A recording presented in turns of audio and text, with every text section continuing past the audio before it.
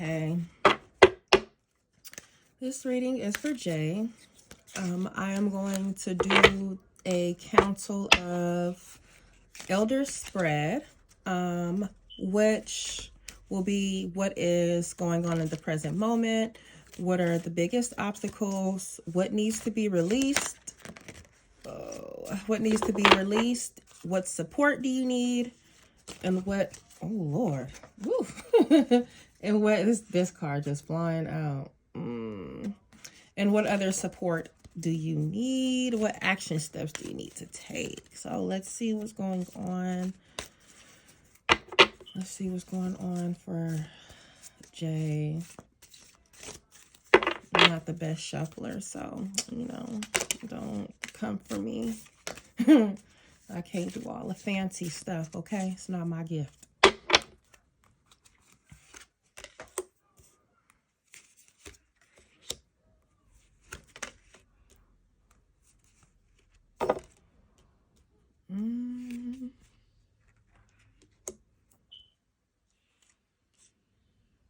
Sacred lust. Wow. Can't really see. This is, we're going to put this right here. Can't really see. This is Goddess Yamaya awakening.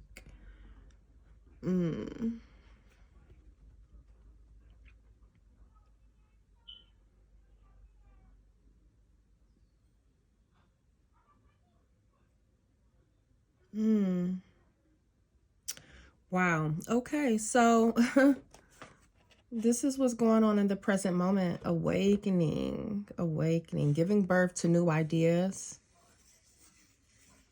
manifesting new things, giving birth to new ideas, going deep. Transformation, that's where you're at. You're in the journey of the transformation that started. And you're being awakened spiritually. This is card number 40. Spiritually, you're being awakened. You're giving birth to a new way of doing things, a new way of thinking, recreating your beliefs. The biggest obstacle is scarcity. This is Goddess Sukayant. Yeah, I don't know if you can see, but there is an older lady behind her. So to me, this is symbolic of like a yin and yang. You can see the sun, the moon. And this is Goddess Sukayant. Let's read actually who this goddess is and what she represents. I don't know all of these cards because they're new, but we're going to read it. So she is the shadow of scarcity. Beauty by day and hag by night. The Sukayant is an energy vampire, also known throughout the diaspora as Ole Higu and Buhag. Whether energy or blood for vampires, there is never enough to go around. You have so much more than you realize. You have access to unlimited joy, love, good times, pleasures, and prosperity. Be grateful for your riches. Embodiment. Stop going to the ocean and asking for a thimbleful of water. It doesn't feel like it when you're desperate, but scarcity and lack are an illusion. Prosperity is believing that there is an overflow, more than enough love, happiness, well-being, and money to go around. Vampires take from others because they don't have the life force for themselves. That is scarcity consciousness. When you embody lack, you are always hungry, tired, and jealous. Make a gratitude list. What are you grateful for right now? Goddess declaration. My blessings always overflow. So that's in the obstacles, which is having a scarcity mindset, just being so stuck in the circle of what I don't have, what I ain't got, what I can't do, I need more, I don't have the tools. You do have the tools. You have everything you need. You have the power of spirit. You have the power of ancestors. You have the power of creativity. But of course, nothing is going to manifest unless you actually pull those tools out and start using them. Start using the power and the tools that you do have. Scarcity. You're not in scarcity. You have to start living in abundance, and just know that there's abundance all around you, from support, from love to riches.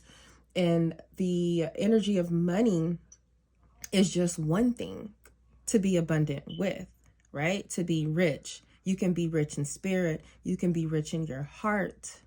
So just know that the things that you feel like you lack are there. They are already there. The things that you need are there. You have everything that you need. This is what I must release.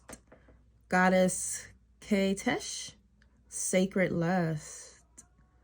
Ooh, I just noticed she's standing on a lion.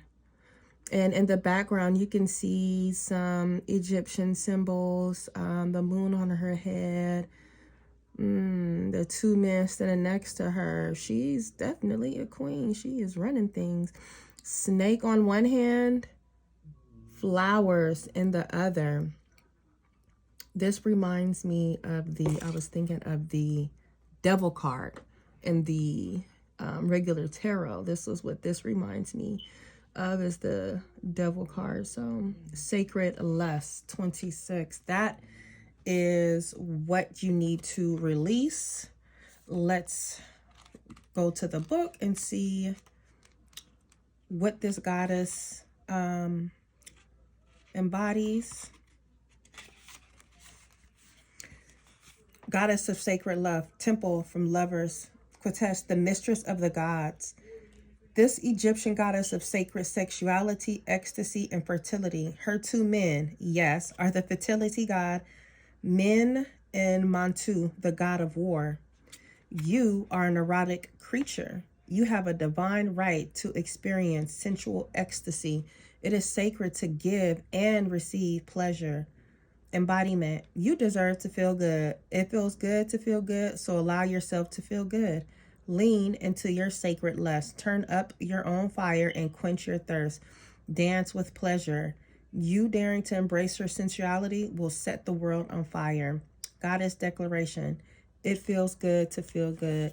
This to me, Jay, is representation of who you really are and what you need to release. Your sensuality, your sexuality is not a bad thing.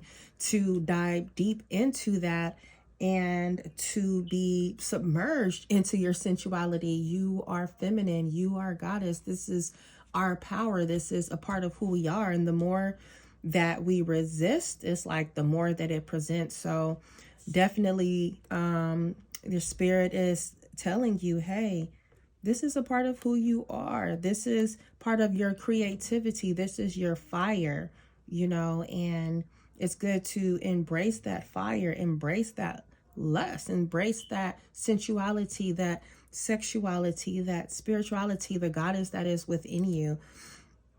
Spirit is telling you and are advising you to embrace into that, because this goddess is a part of you, and it will help to ignite this fire. The support that you need, this is Goddess Mbokumu, soul forgiveness, number 28. And she's laying in a garden with some children, looking beautiful with the children. Soul forgiveness, that's the support that you need. Soul forgiveness, number 28. Let's see. Let's read about her. I just didn't read about Goddess Yamaya because I've read about her. She comes up a lot, so I didn't have to read through that one. But Goddess Mbukumu was the first woman. Her father, Akongo, the cranky supreme god, put Mbukumu and her loud children in a basket and dismissed them to earth. Her guidance. Who do you need to forgive? Let it go and reclaim yourself. Forgiveness is a gift of freedom for you, for you, from you. Embodiment. You can't rush forgiveness. You have to feel it to heal it. Feel the pain, the hurt, the grief, the rage, and despair. Take time with your heart. Forgiveness is a higher vibration frequency than the pain you must allow yourself to feel. Unforgiveness colors your world with lack, mistrust, and resentment. You start to see everything victim-colored glasses. But forgiveness does not have to include reconciliation. Start with self-forgiveness. Say out loud, I forgive myself with love. Goddess declaration, I forgive and free myself. I forgive and free others. Forgiveness. Spirit is encouraging you to forgive yourself for the choices that you made, for the position that you're in, but not beat on yourself, but to forgive yourself and love yourself, and to forgive others that you hold resentment, the grudges that you hold. You have to let it go. Spirit is advising you to forgive from your soul, from your heart, from your mind, to embody that forgiveness in yourself. Start with yourself first, which will allow for you to forgive others for the pain that they've caused, the abandonment that they have had you feeling, from the lack of. Heal with forgiveness. And let me move this. So this is Goddess Erzulie Dantor. Okay, I've never seen this card either. Etheric Cord. I don't know if you can see it, but etheric cords. 27. Okay. These are the next. She is advising and guiding you for the next steps that you need to take in order to activate forgiveness, in order to activate this awakening. Etheric cords. Let's read more about her, because I see you have 21, 26, 27, 28, and 40. Okay.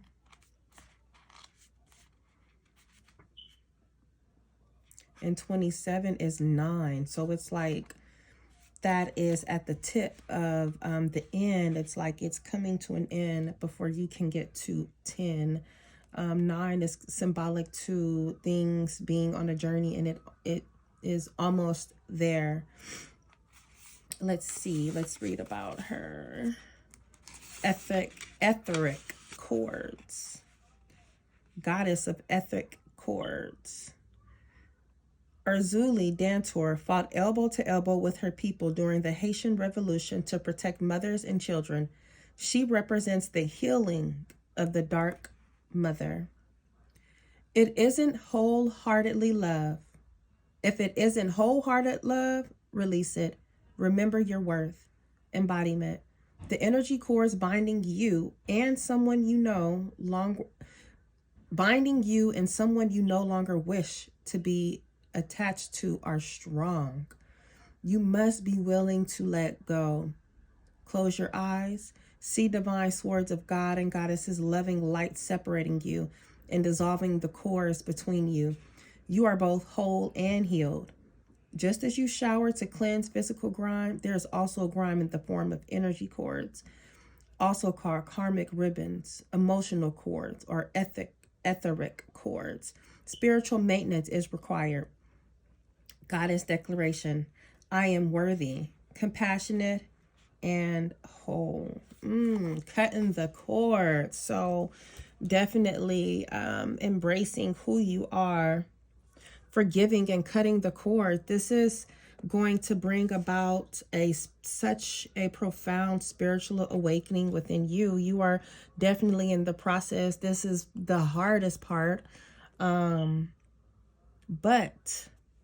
at the end, this is you. This is you. This is you giving birth to a new self. You are awakening into your real whole self. But forgiveness needs to be done. Healing needs to be done. Your mind, the scarcity thinking, and embracing who you are. Dance, sing, shout, express yourself, because hiding yourself from the world isn't healing yourself. Not forgiving and holding on to grudges isn't healing yourself. It's not good for you, most importantly. And the other person doesn't feel that. They don't feel you being angry. It affects you more than it does them. because it keeps you from being creative. It keeps you from embracing who you are. It keeps you stuck in the scarcity mindset, thinking, what I don't have and what I need. And that's not who you are. You are a goddess. Let's pull another card and see who should you call on, what spirit guide and goddess should you call on to support you in this journey of cutting cords, of forgiving yourself, of embracing your sacred lust, of your journey of awakening. What goddess embodies that, and what goddess can you call on to help support this transformation? Spirit, what goddess can Jay call on to help support this transformation? Who can support her? What goddess does she need to call on to support this transformation? Let's see.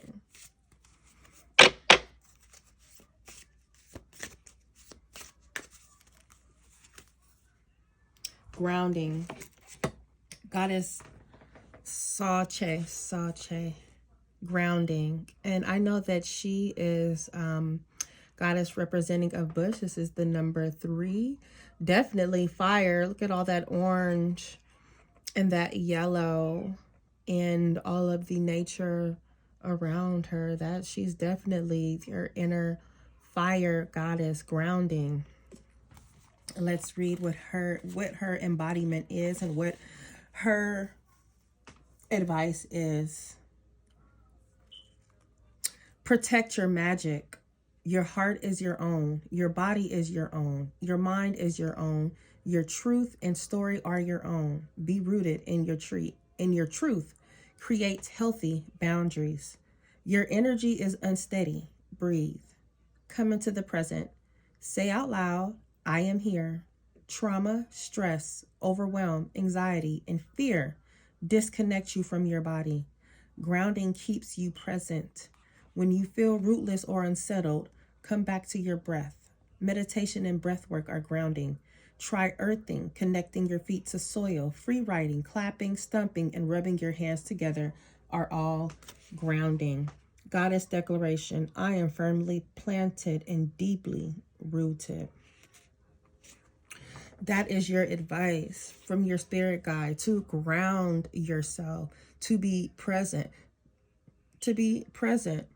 to feel the stress, the trauma, to feel that, to sit in that, to be grounded into healing, knowing that these emotions and these feelings are temporary and they are not a part of you. They are passing through you.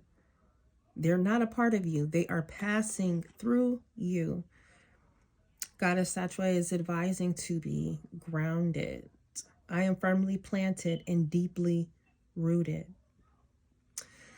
So that is your advice and guidance for the day from the African Goddess Rising Oracle. I really like these cards. I think they're amazing. So I hope that this helped.